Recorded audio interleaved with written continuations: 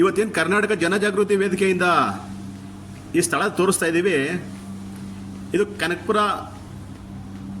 ತಾಲೂಕು ಶಿವನಹಳ್ಳಿ ಪಂಚಾಯತಿಗೆ ಸೇರುವಂಥ, ಅಂದರೆ ಶಿವನಹಳ್ಳಿ ಸರ್ವೆ ನಂಬರ್ಗೆ ಸೇರುವಂಥ ಜಾಗ ಇದು.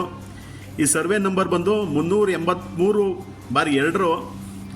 ಇದ್ರ ಮೂಲ ಮಾಲೀಕರು ಬಂದು ಗೂಳಯ್ಯ ಮತ್ತು ಅವರ ಮಗ ಕಾಳ್ಮಾದೇವ ಆಗಿರ್ತಾರೆ.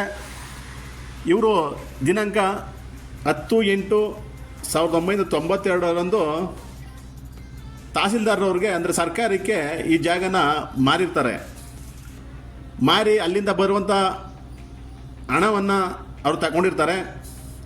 ಇದಾದ ನಂತರ ಈ ಜಾಗ ತಹಸೀಲ್ದಾರ್ ಅವ್ರ ಹೆಸರಿಗೆ ಹೋಗುತ್ತೆ. ತಹಸೀಲ್ದಾರ್ ಅವರಿಂದ ಆಗಿನ ಪುರಸಭೆಗೆ 92ರಲ್ಲಿ ಪುರಸಭೆ ಆಗಿರ್ತದೆ. ಪುರಸಭೆಗೆ ಇಲ್ಲಿಂದ ಆ ಜಾಗ ಹ್ಯಾಂಡ್ ಓವರ್ ಆಗುತ್ತೆ. ಆ ಜಾಗ ಹ್ಯಾಂಡ್ ಓವರ್ ಆದಮೇಲೆ ಆ ಜಾಗನ ಪುರಸಭೆಯವರು ಆಶ್ರಯ ಕಮಿಟಿ ಮಾಡಿ, ಆಶ್ರಯ ಕಮಿಟಿಲಿ ಸುಮಾರು 85 ಜನಕ್ಕೆ ಇದನ್ನು ಹಕ್ಕುಪತ್ರ ನೀಡಿರ್ತಾರೆ. ಫಲಾನುಭವಿಗಳಿಗೆ ಗುರುತಿಸಿ ಅವ್ರಿಗೆ ಹಕ್ಕುಪತ್ರ ನೀಡಿರ್ತಾರೆ. ಇದಾದ ನಂತರ ಅವರು ಪುರಸಭೆ ಖಾತೆ ಕೂಡ ಆಗಿರ್ತದೆ. ಖಾತೆ ನಂಬರ್ ಒಂದು 11,419/1ರಿಂದ 11,504 ಖಾತೆ ಕೂಡ ಆಗಿರ್ತದೆ. ಆದರೆ ಇದಾದ ನಂತರ 98ರಲ್ಲಿ ಆಗಿರೋದು ಇದು. 2023 ಯಾವುದೇ ಥರದ ಯಾವುದೇ ಟ್ರಾನ್ಸಾಕ್ಷನ್ ಆಗಿರಲ್ಲ. ಈ ಸ್ವತ್ತು ಜಾಗ ಬಂದು ಸರ್ಕಾರಕ್ಕೆ ಸೇರುವಂಥದ್ದು. ಸರ್ಕಾರದಿಂದ ಪುರಸಭೆಗೆ ಬಂದು ಪುರಸಭೆಯಲ್ಲಿ 85 ಜನಕ್ಕೆ ಕೊಟ್ಟಾದ ಮೇಲೆ ಅದು ಅಲ್ಲಿರುವಂಥ ಫಲಾನುಭವಿಗಳದಾಗಿರ್ತದೆ.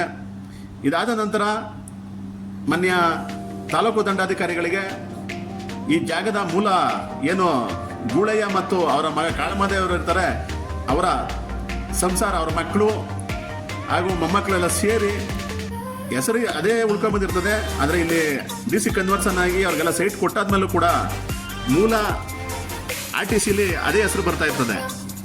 ಅದನ್ನು ಮನಗಂಡು ಯಾರೋ ಪುಣ್ಯಾತ್ಮರು ಅವ್ರನ್ನ ಎತ್ಕಟ್ಟು ಅಥವಾ ಅವ್ರಿಗೆ ಪುಕ್ಲಾಯಿಸೋ.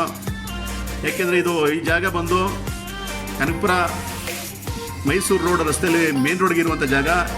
ಅಲ್ಲಿಂದ ಕಿತ್ಲು ಮಾರಮ್ಮನ ಇದ್ರವರೆಗೂ 2 ಎಕರೆ ಚಿಲ್ಲರೆ, ಅಂದರೆ 2 ಎಕರೆ ಜಾಸ್ತಿ ಜಾಗ ಇರ್ತದೆ. ಇವತ್ತಿನ ಬೆಲೆ ಅದು ಕಮ್ಮಿ ಅಂದ್ರೂ ಒಂದು 5ರಿಂದ 6 ಕೋಟಿ ಮೇಲೆ ಹೋಗುತ್ತೆ. ಅಂಥ ಜಾಗನ ಇವತ್ತು ಅವ್ರು ಖಾತೆ ಮಾಡಿಸ್ಕೊಂಡು ತಹಸೀಲ್ದಾರ್ಗೆ ಅರ್ಜಿ ಕೊಟ್ಟಾಗ ಅವರ ಅದನ್ನ ಅರ್ಜಿನ ತಗೊಂಡು, ಭೌತಿಕತೆದ ಅರ್ಜಿ ತಗೊಂಡು ಅದನ್ನು ಪರಿಶೀಲನೆ ಮಾಡಿ ಅಲ್ಲಿರುವಂಥ RI, VA ಹಾಗೂ ಸಿರಿಸ್ತಾರರು, ತಾಲೂಕು ದಂಡರು ಇವರೆಲ್ಲನೂ ಚೆಕ್ ಮಾಡಿ ಇವ್ರಿಗೆ ಭೌತಿಕತೆ ಮಾಡಬೇಕಾಗಿತ್ತು.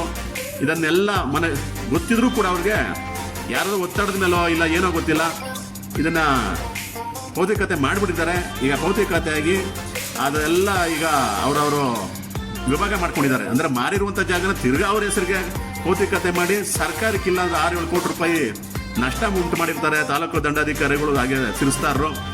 ದಯವಿಟ್ಟು ಸ್ನೇಹಿತರೆ, ನಾನು ಹೇಳ್ತಾ ಇರೋದಿಷ್ಟೇ, ಏನು ಕನಕಪುರ ತಾಲೂಕಿನಲ್ಲಿ ಉಳ್ಳವರ ಪಾಲಾಗ್ತಾ ಇದೆ, ಉಳಿದಂಥ ಜಾಗಗಳು, ಗೋಮಾಳಗಳು ಅವಿವು, ಅಂಥ ಜಾಗಗಳ ಮಧ್ಯದಲ್ಲಿ ಇದು ಎಲ್ಲ ಸರ್ಕಾರ ಜಾಗನ ತಿರ್ಗಾ ಅವರು ಬೇರೆಯವ್ರಿಗೆ ಮಾಡಿಕೊಡ್ತಾರೆ. ಅಂದರೆ ಈ ಅಧಿಕಾರಿಗಳು ಎಷ್ಟು ಲೆವೆಲ್ಗೆ ಹೋಗಿದ್ದಾರೆ ಅನ್ನೋದು ನೀವೇ ಅರ್ಥ ಮಾಡ್ಕೊಳ್ಳಿ.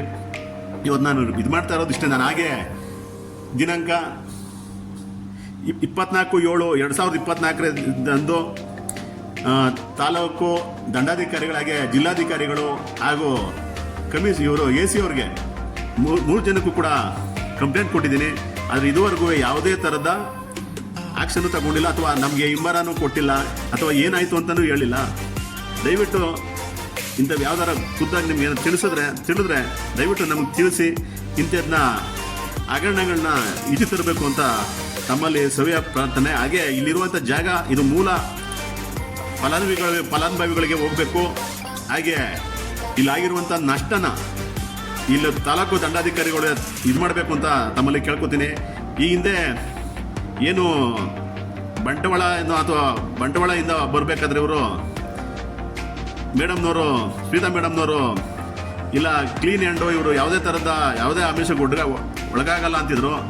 ನಾವು ಕೂಡ ಹೌದು ಇರ್ಬೋದೇನೋ ಅಂತ ಅಂದ್ಕೊಂಡಿದ್ವಿ. ಆದರೆ ಇವೆಲ್ಲ ನೋಡ್ತಾ ಇದ್ರೆ ಇದು ಸ್ಯಾಂಪಲ್ ಇರ್ಬೋದು, ಇನ್ನು ಈ ಥರದ ಗೊತ್ತಿಲ್ಲದೆ ಎಷ್ಟೆಷ್ಟು ನಡೀತಾ ಇದೆಯೋ. ಇದು ಏನು ಹಿಂದೆ ಇರೋರಿಗೆ ಒಂದೊಂದು ಎಕರೆ 2 ಎಕರೆಗೆ ಅರ್ಜಿ ಹಾಕಿದ್ರೆ ಅವ್ರಿಗೆ ಕೊಡೋದೇ ಇಲ್ಲ. ಆದರೆ ಉಳ್ಳವರಿಗೆ ಏನು ಅವ್ರು ಕೊಡ್ತಾರ ಅಥವಾ ಏನು ಇದು ಮಾಡ್ತಾರೆ ಅವರೆಲ್ಲ ಬೇಗ ಬೇಗ ಆಗ್ತವೆ. ಇಂಥ ಅವ್ಯವಹಾರನ ಪ್ರತಿಯೊಬ್ಬರು ಪ್ರತಿಭಟಿಸಬೇಕು ಅಂತ ತಮ್ಮಲ್ಲಿ ಮನವಿ. ಹಾಗೆ ಇದಕ್ಕೇನು ನೀವು ವಿಡಿಯೋ ನೋಡ್ತೀರಿ, ದಯವಿಟ್ಟು ಪ್ರಶ್ನೆ ಮಾಡಿ, ಇದರಲ್ಲೇನೋ ತಪ್ಪಿದ್ರೆ ನಿಮ್ಗೆ ಡಾಕ್ಯುಮೆಂಟ್ಸ್ ನಾನು ಒದಗಿಸ್ತೀನಿ. ತಿರ್ಗಾ ಈ ಜಾಗ ಮೂಲ ಸರ್ಕಾರಕ್ಕೆ ಬರಬೇಕು, ಆ ಫಲಾನುಭವಿಗೆ ಬರಬೇಕು ಅಂತ ತಮ್ಮಲ್ಲಿ ಸವಿನಯ ಪ್ರಾರ್ಥನೆ.